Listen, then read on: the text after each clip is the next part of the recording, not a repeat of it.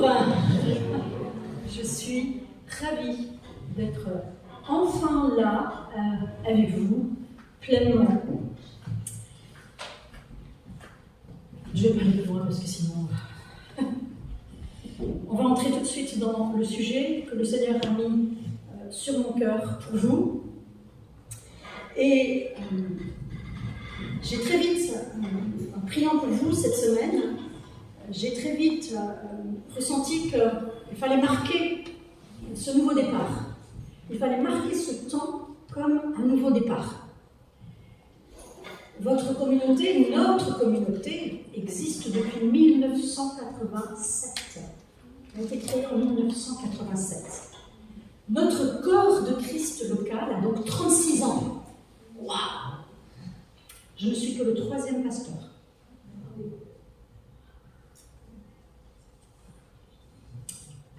J'ai donc eu vraiment cette conviction qu'il fallait marquer fortement ce temps. Et en revenant sur mon ministère passé, au secrétariat général de la Fédération baptiste, le verset de l'année 2023 s'est imposé à moi. En janvier de cette année, j'ai envoyé à toutes les églises de notre fédération française, j'ai envoyé cette image créée par le pasteur Yannick Leray de Saint-Malo. C'était notre verset, c'est notre verset de la Fédération baptiste, donc de vous aussi, pour l'année 2023. Oups, il est pas là. Il va arriver. C'est le verset d'Ésaïe 54, le verset 2. Élargis l'espace de ta tente. Qu'on déploie les couvertures de ta demeure. Ne retiens pas. Allonge tes cordages et affermis tes pieds. Pourquoi est-ce que ce verset a été choisi comme verset de l'année pour la Fédération baptiste? Eh bien parce que l'équipe des permanents, dont je faisais partie à l'époque, a eu la conviction que notre fédération, longtemps connue pour son dynamisme, son zèle missionnaire, vous savez, il y a eu un temps où on disait un baptiste, un missionnaire. Eh bien que cette fédération avait besoin d'un souffle nouveau, d'un élargissement. D'où le choix de cette thématique pour l'ensemble de nos églises. Et très vite, il s'est imposé à moi que notre situation ici, à Joinville-le-Pont, était du même ordre. Dynamisme du début, vision, implantation, et puis un temps de plus calme, un temps où une forme de souffle disparaît. Et donc c'est en prenant mes fonctions de pasteur au milieu de vous, ces jours-ci, que je vous adresse cet appel à vous, à nous, puisque, voilà, c'est plus vous et moi, c'est vous, nous. Je me sens encore un petit peu un pied dedans, un pied dehors. Je ne connais pas tous encore. Je ne sais pas si une personne qui rentre est membre de l'Église, fréquente la communauté ou si c'est un visiteur. Mais bientôt, ce ne sera plus que le nous. Ne vous en faites pas. Donc, je vous adresse, Église, parole de vie de Joinville-le-Pont. Cette même exhortation, ce même appel de la part du Seigneur. Élargissons l'espace de notre tente, que les couvertures de notre demeure soient déployées. Ne retenez pas. Allongeons nos cordages. Affermissons nos pieux. Amen. Pour rappel, ce texte est un texte extrêmement puissant dans l'Ancien Testament. Pour le situer un petit peu, vous le savez, il démarre, le chapitre 54, démarre juste après la conclusion de ce qu'on appelle dans le livre d'Ésaïe le 4e chant du serviteur. Vous savez, ce texte extraordinaire du chapitre 53.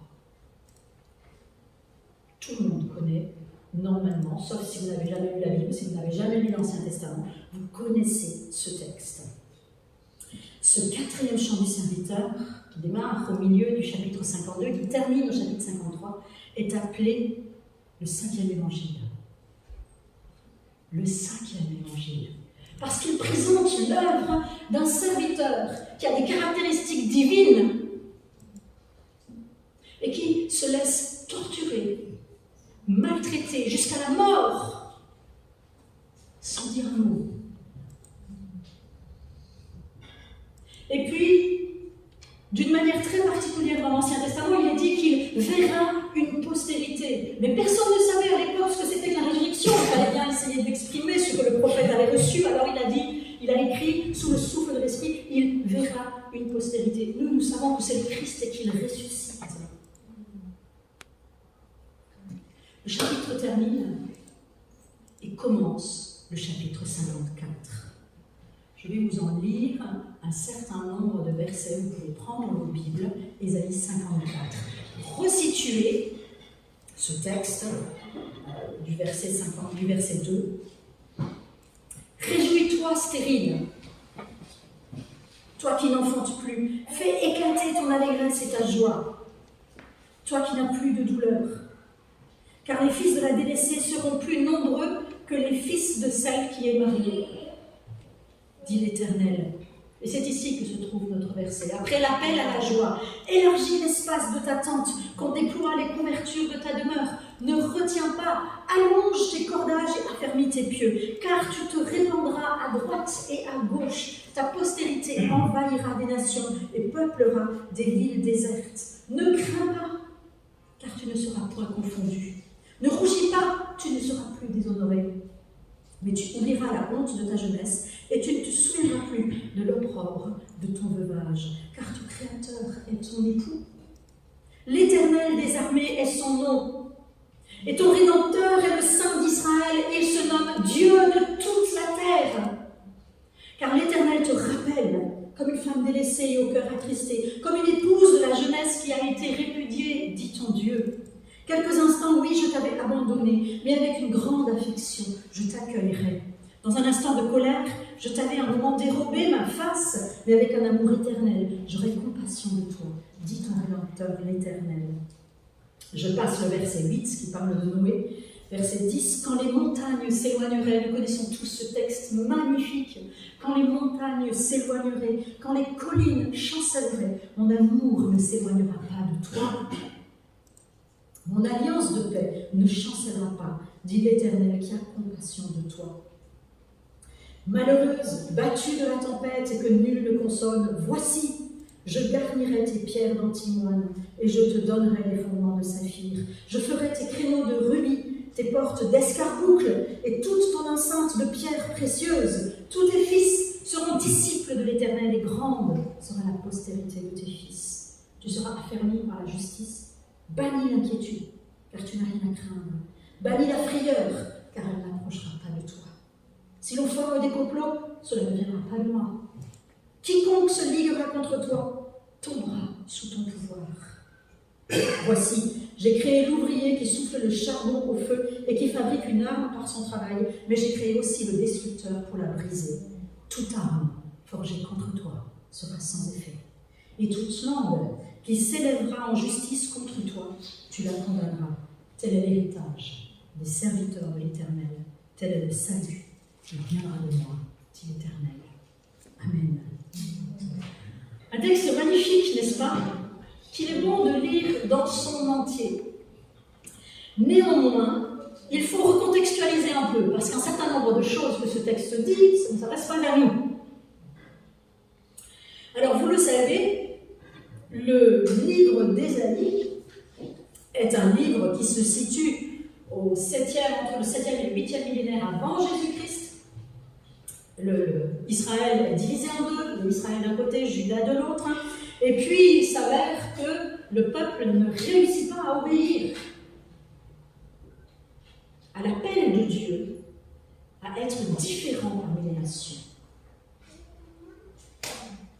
Ésaïe, il explique dans toute l'ouverture de son livre. Il décrit dans une longue première partie les différentes crises qui ont mené à une déportation en Assyrie. Et dans une deuxième partie, beaucoup moins historique et très différente, alors que dans la première, le prophète avait reçu un appel au jugement, dans cette deuxième partie, il reçoit un appel à la consolation. Console mon peuple. Il y a une espèce de bascule qui se fait dans le livre d'Ésaïe entre la première partie où il y a catastrophe, jugement sur le peuple d'Israël et la deuxième partie où on sent monter un souffle extraordinaire de consolation, de restauration, de guérison et de construction d'une nouvelle réalité. Et très vite, on prend conscience dans cette deuxième partie que ce qui se dit là dépasse le cadre d'Israël. Même si c'était dit dès le début. Ésaïe 1, verset 2, cieux, écoutez, terre, prête l'oreille, car l'Éternel parle. Autrement dit, ça concerne Israël. Dans sa situation de peuple brisé par la déportation dans un pays étranger, mais ça concerne le ciel et la terre. Ce qui se dit là,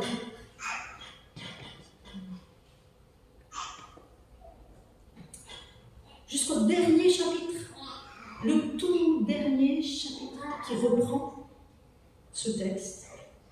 Le ciel est mon trône, la terre est mon marchepied. Dernier chapitre d'Ésaïe. Alors je voudrais passer un petit peu maintenant avec vous dans un certain nombre de niveaux d'interprétation parce que ce texte est un texte prophétique, il a donc plusieurs niveaux d'interprétation. Il y a ce que ça signifie pour Israël, il y a ce que ça signifie pour l'Église universelle, et il y a ce que ça signifie pour nous, pour vous, ici, pour nous et vous, pour vous et nous, enfin pour tout le monde, quoi. Je suis en train de m'emmêler entre le nous, le vous, le... Moi, je vais dire nous, on est d'accord? Je vais dire nous. Et ensuite, dans un tout dernier chapitre de cette prédication, je voudrais mettre en avant ce que cette signification, ce que cette invitation signifie pour nous aujourd'hui. Alors, premier niveau d'interprétation. Évidemment, ça concerne Israël, déporté, anéanti, brisé. Ce que le prophète dit, c'est que le peuple ne peut que se réjouir. Ils sont dans un fossé. Je ne sais pas si vous imaginez le peuple qui se sait élu par Dieu pour une mission particulière, a été déporté et le temple a été détruit. Plus personne ne comprend rien. Et là, l'Esprit de Dieu leur dit, réjouis-toi. Même si aujourd'hui tu es stérile, même si aujourd'hui tu es petite, oui, c'est le fruit de la destruction qui a eu lieu comme une conséquence de ta difficulté, de ton incapacité à obéir. Mais cette situation n'est pas permanente. Le prophète annonce ici la fin de ce temps de douleur et de souffrance. C'est une invitation à la joie. Merci David pour cette flamme en moi, ces chants de joie. C'est exactement la bonne chose à faire pour nous aujourd'hui aussi. Notre chapitre 54 parcourt, après l'invitation à la joie, les différents états par lesquels le peuple pourrait passer. Imaginez-vous, je suis esclave. Ma maison a été rasée. Le lieu où je célébrais le Dieu en quel je croyais a été détruit. Et voilà, tiens, un prophète qui me dit, réjouis-toi, stérile. Non, mais tu rigoles. Comment tu veux que je me réjouisse? Comment tu veux que je me réjouisse? C'est impossible. Et c'est pour ça que le prophète dit à Israël, ne résiste pas au changement. Ne retiens pas. Je veux élargir ta situation. Ça va venir. Mais toi, ne reste pas bloqué dans ta souffrance, dans ta petitesse. Oui, c'est arrivé, mais ne retiens pas. Et puis peut-être que tu as peur, que si tu te laisses aller à ce souffle nouveau, tu vas de nouveau être humilié. Au verset 4, ne crains pas, tu ne seras pas humilié. Et puis peut-être que tu doutes, que tu te sens en insécurité affective, puisque le Dieu qui t'avait promis un amour éternel t'a abandonné. Alors le prophète dit au peuple d'Israël, non, la force de mon amour conjugal demeure quand les montagnes s'ébranleraient. Et puis peut-être, Israël, que tu as peur de manquer, parce que finalement tu es esclave et tu manques de tout. Alors, le prophète dit, je te reconstruirai avec des pierres précieuses. L'escarboucle, le saphir et le rubis feront partie de la reconstruction que j'envisage pour toi. Des versets 11 au verset 12. Et le chapitre se clôt autour des questions liées à l'héritage, avec une descendance nombreuse, une protection forte. Mais quelle promesse d'avenir extraordinaire pour ce peuple! Et ça s'appuie sur ce texte. Ne retiens pas. Il y a une œuvre de Dieu, il y a une œuvre que je vais faire et toi, tu peux en faire partie et tu peux aussi.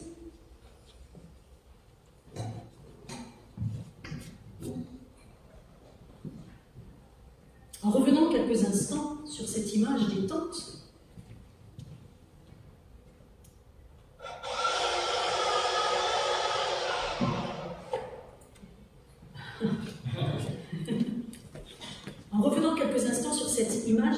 je voudrais juste signaler que c'est extrêmement intéressant que le prophète parle des tentes ici, parce que plus personne ne vivait dans des tentes avant la déportation. Et les Assyriens ne vivaient pas non plus dans des tentes. Alors qu'est-ce que le prophète est en train de dire lorsqu'il dit « Élargis l'espace de ta tente, qu'on déploie les couvertures de ta demeure, allonge tes cordages, affermis tes pieds ». Il ne veut pas dire que Israël doit acheter plus de tissus, des peaux de bêtes pour se couvrir, plus de piquets. Non, ce n'est pas ça, il pointe vers une dimension intérieure. Il pointe vers une dimension intérieure. Et c'est pour cela que j'affirme dans ce texte-là, ce ne retiens pas. Et pour chacun, et là on touche à l'universel, il est pour chacun de ceux qui se sentent dans une situation d'inconfort, d'inconnu. C'est un appel à sortir de sa zone de confort. Nous ne savons pas combien ont entendu, combien ont reçu, combien ont suivi cet appel. L'histoire nous dit qu'il semblerait au contraire qu'un grand nombre de ces déportés se soient assimilés à la culture environnante. Ce n'est pas grave parce qu'il y a ce deuxième niveau d'interprétation qui a trait à l'évangile. Cet appel universel, dont je viens de dire qu'il concerne tous ceux qui sont dans une situation parallèle à celle d'Israël et qui vivent l'inconfort. Mais il y a plus encore. Quand je reçois, là je parle aux jeunes convertis, je pense qu'il y en a quelques-uns dans l'église, Sarah je crois. Quand je comprends l'œuvre du Christ en ma faveur, œuvre de justice et de paix, je crie, j'exulte de joie. Mon existence entière est transformée. Tout ce qui était stérile, mort, reçoit la vie, la fertilité, etc., etc. Et puis très vite, au bout de quelques semaines, on se rend compte que les problèmes n'ont pas disparu. Et mince alors. On essaye à ce moment-là la baguette magique de la prière. Ça a marché pendant quelques mois. Ça ne marche plus. Chacune des situations, chacune des émotions par lesquelles le peuple d'Israël en exil est passé peut devenir une source d'enseignement pour le jeune chrétien qui vit ses premières journées, ses premières années après la conversion. Et il en va de même pour nous, les anciens chrétiens, qui souvent avons vécu des expériences très fortes de soutien de la part du Seigneur.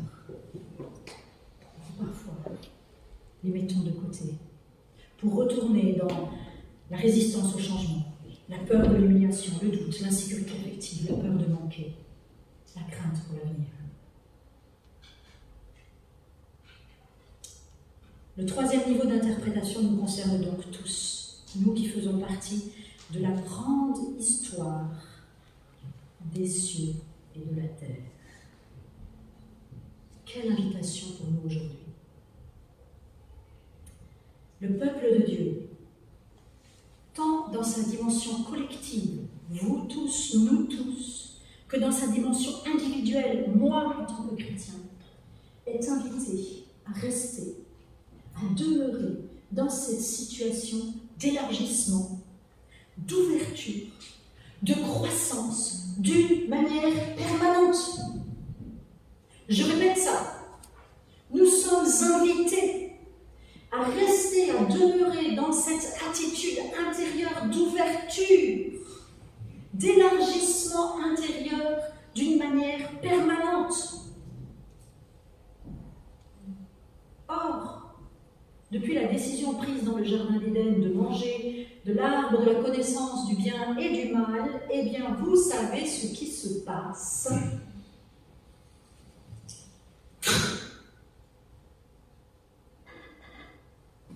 On se referme. Et on rentre dans des habitudes. L'être humain est un être d'habitude. Et pas toujours des bonnes. C'est ce que le Nouveau Testament lui-même nous invite. Ne pas nous laisser appesantir par le poids des habitudes. Luc 21, 34. Prenez garde à vous-même, de crainte que vos cœurs ne s'appesantissent par les excès du manger et du boire, par les soucis de la vie, par le travail, par la succession des temps, les loisirs, la télévision, les réseaux sociaux, Ouh, Seigneur, que c'est complexe aujourd'hui la vie. Combien ça nous happe et ça nous tient enfermés. Un même champ sémantique lit en français des réalités que nous percevons nous comme très différentes, mais qui devant Dieu sont les mêmes. Les habits, l'habitat, les habitudes. Toutes ces choses servent à nous protéger.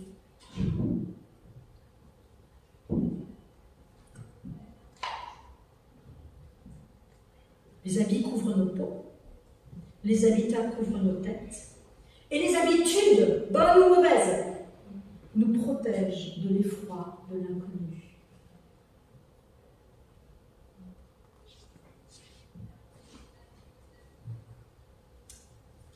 Depuis la Genèse, face à l'effroi de la nudité et donc de la fragilité, l'être humain s'est constitué des protections. Rappelez-vous, l'humain et sa conjointe, ils font quoi quand ils se rendent compte que les choses ne se passent pas comme il faut? Ils se cachent dans l'arbre de la connaissance du bien et du mal. Ils en tirent des feuilles, ils les tissent et ils se cachent du regard l'un de l'autre pour ensuite se cacher du regard de Dieu. Les premiers vêtements, le premier toit choisi par l'humain, c'est l'arbre de la connaissance du bien et du mal. C'est le premier toit dans lequel l'être humain s'est abrité.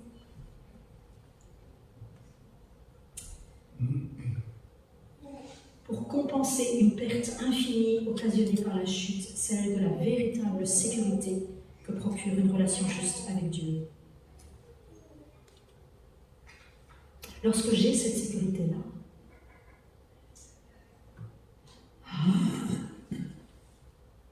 l'élargissement ne me fait plus peur. Qu'est-ce que Dieu a fait face à cet enfermement d'Adam, face à cet enfermement d'Israël aussi, vous avez vu, il a tout déchiré, il les a emmenés de l'autre côté. Qu'est-ce qu'il a fait pour Adam? L'Éternel Dieu fit à Adam et à sa femme des habits de peau, il les en revêtit. Genèse 3, 21. Dieu accompagne ce mouvement de reconstruction d'une sécurité, même si elle est illusoire, en confectionnant le premier vêtement de peau. De quelle peau il s'agit?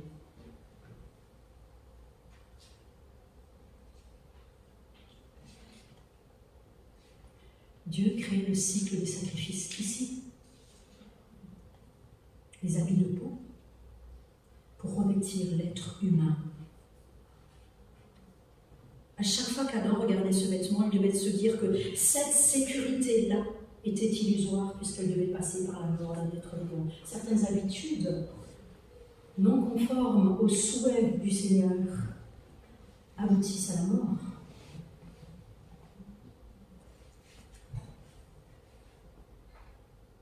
Alors les habitudes ne sont pas négatives, pour peu qu'elles soient conformes au projet de Dieu pour l'humain. On sait bien que dans l'histoire d'Israël, il n'en a rien été. Qu'ils se sont construits des habitudes en copiant le monde autour, et regardez où ça a abouti, à un désastre, à l'obligation pour le serviteur de donner sa vie pour un plus grand nombre, pour le plus grand nombre.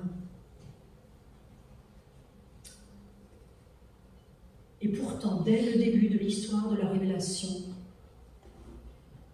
l'Esprit soufflait.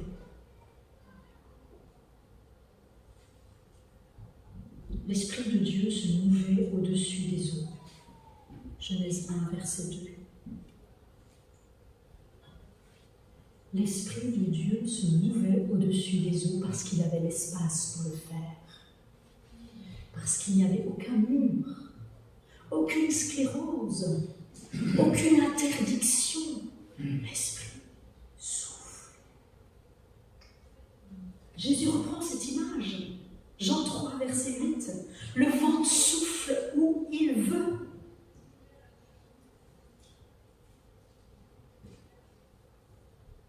J'ai pas une image de vent, je crois que je me suis trompée dans mon... j'ai pas une image de gens qui sont décoiffés là. Voilà. Moi, je me suis trompée dans mes... Je vois 7, 8. Je me suis trompée dans ma succession de chiffres pour les images. L'Esprit souffle où il veut. Tu entends sa voix, mais tu ne sais pas d'où il vient, tu ne sais pas où il va. Il en est ainsi pour qui est né du souffle de l'Esprit. Il y a, chers frères et sœurs, et je vous le dis en ce premier jour, il y a une forme d'intranquillité au cœur de notre foi. Et cette intranquillité, elle va à l'encontre de notre structure, de nos habitudes qui cloisonnons, qui structurons de telle heure à telle heure, et bien je vais faire ceci, de telle heure à telle heure. Ok, amen Seigneur, c'est important, c'est nécessaire dans notre société aujourd'hui, mais par où donc l'Esprit peut-il souffler si je ne lui laisse plus aucune place? Et c'est pourquoi je voudrais faire retentir ce matin, encore et encore, cet appel élargi. Élargis tout à nouveau l'espace intérieur, le lieu où le Seigneur demeure au milieu de toi. Il y a cette forme d'intranquillité paisible au cœur de notre foi, comme je viens de le dire, et ce n'est pas l'intranquillité fébrile de l'enfant qui ne sait pas encore s'asseoir pendant 5 minutes pour écouter quelqu'un. Ce n'est pas l'intranquillité inquiète de celui qui craint un coup du sort. C'est l'intranquillité paisible de celui qui connaît son Créateur, qui sait l'écouter et qui accepte de le suivre, de se laisser diriger par ce souffle qui va où il veut. Et je dis ce matin, béni soit cette intranquillité qui, jour après jour, nous tend vers la présence de Dieu, la présence du Christ. Le christianisme naît dans l'intranquillité. Rappelez-vous de cette petite jeune fille. Oh. De Joseph, il y avait de quoi ne pas être tranquille, et pourtant, ils ont dit oui, et on connaît la suite. Bien sûr que nos natures humaines sont inquiètes parce que nous aimons la sécurité, et parce que pour une part, nous en avons besoin. C'est peut-être pour ça qu'à chaque fois que l'ange de l'Éternel apparaît, qu'est-ce qu'il dit, ses premiers mots? Ne crains pas. N'aie pas peur, c'est du bon qui va venir. Et pourtant, quand Dieu parle, nous ne sommes jamais en terre de certitude. Jamais. C'est Dieu. Il est grand. Si nous avons la certitude que tout ce que Dieu Dieu va nous dire, nous le savons déjà. Alors, je crains que nous ayons réduit Dieu à l'espace de nos connaissances et de notre propre compréhension.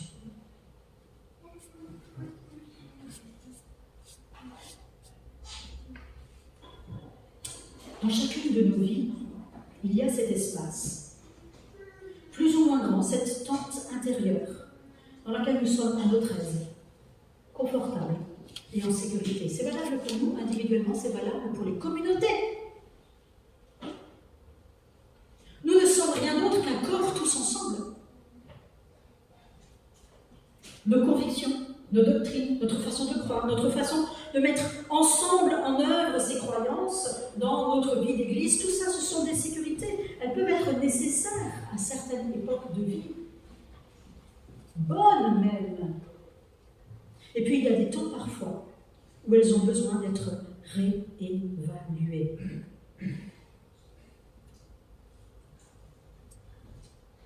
Parfois il y a des grains de sable qui arrivent.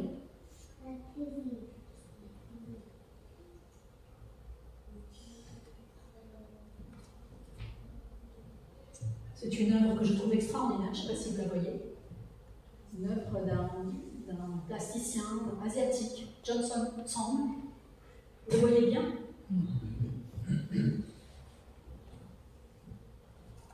Quand l'esprit me percute, oh, alléluia, je prie que l'esprit nous percute collectivement. C'est extraordinaire, ces grains de sable qui viennent gripper tous les systèmes et relancer des mouvements. Alors comment répondre quand je me fais percuter? Quand même, j'ai un trou dans la tête là. La parole de Dieu, boum! Eh bien, il y a une deuxième étape. Deuxième œuvre du même plasticien. Oh, qu'est-ce qui se passe? Ça va venir, on va la voir parce que je l'aime encore plus celle-là que la première.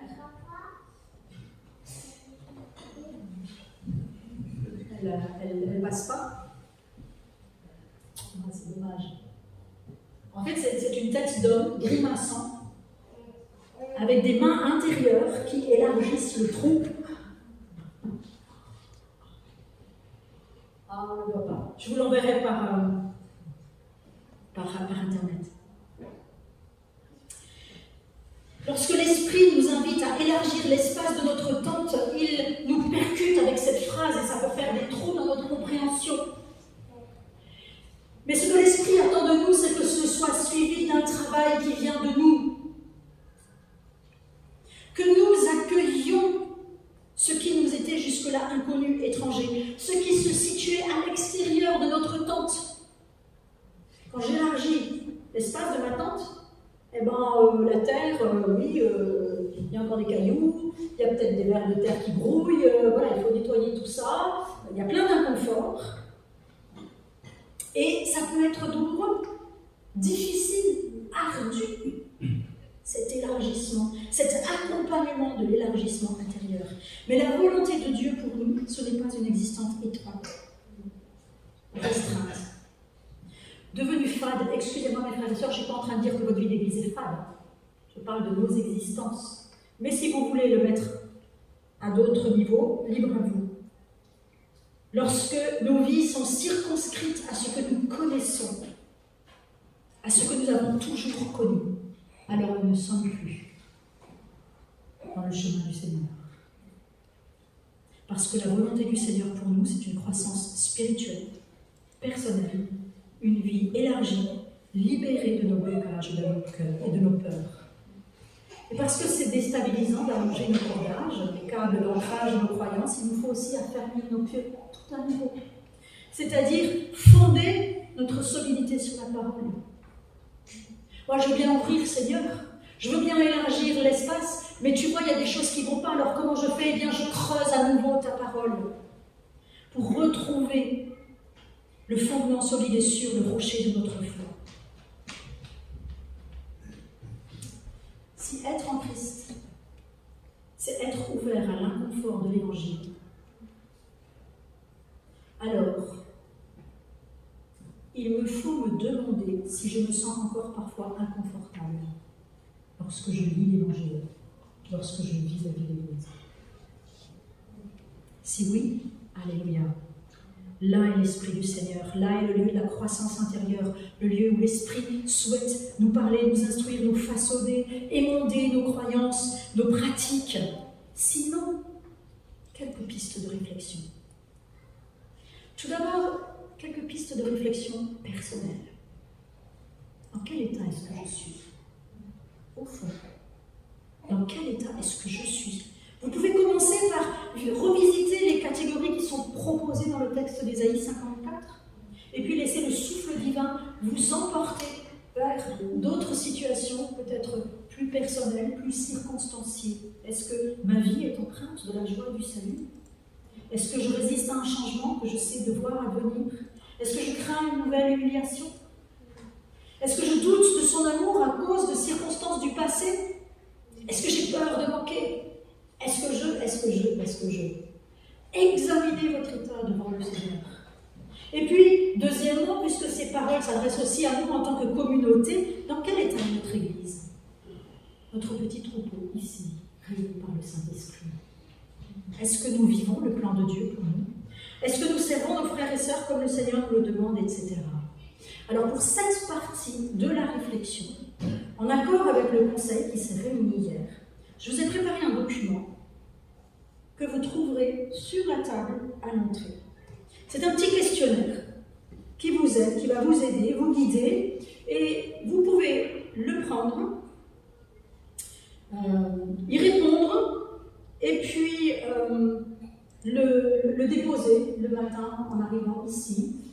Faites-le dans les mois à venir, les 2 mois qui viennent, septembre, octobre.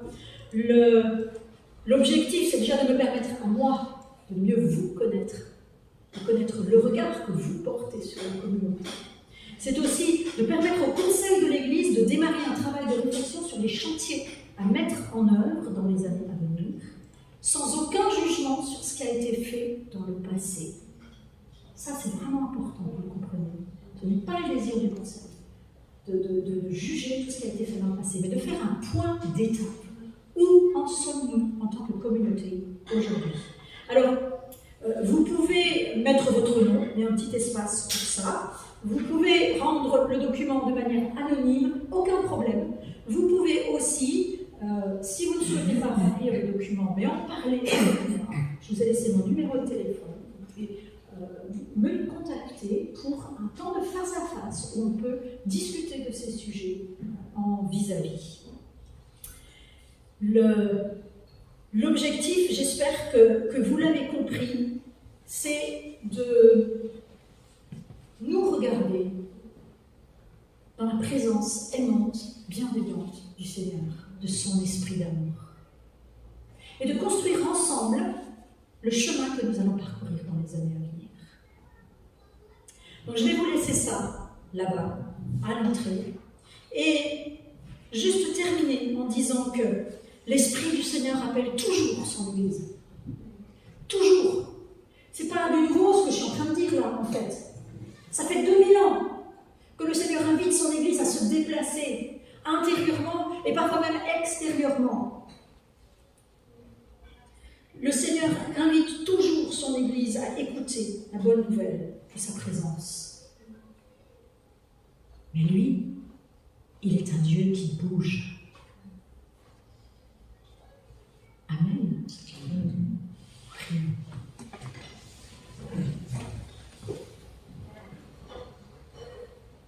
Seigneur, quand tu appelles,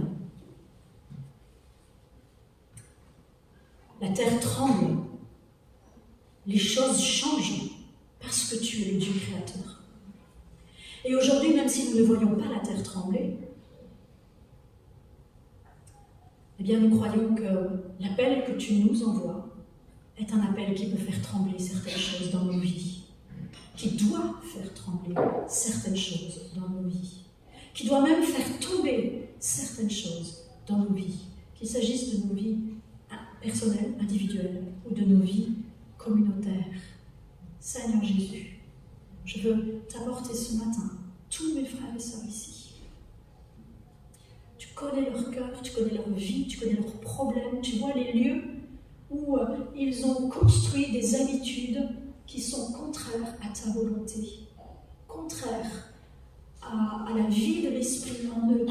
Alors je te prie, Saint-Esprit, que tu agisses dans leur cœur, dans leur vie, que tu les bénisses, que tu les rassures, que tu leur donnes la force de travailler avec toi pour changer. Et je te prie aussi pour notre communauté. Ensemble, nous voulons nous mettre entre tes mains pour cette année qui démarre. Seigneur, donne à chacun le courage de dire ce qu'il y a au fond de lui-même par rapport à notre vie communautaire, pour que nous puissions tous ensemble devenir l'Église qui est sur ton cœur. Saint-Esprit, conduis-nous.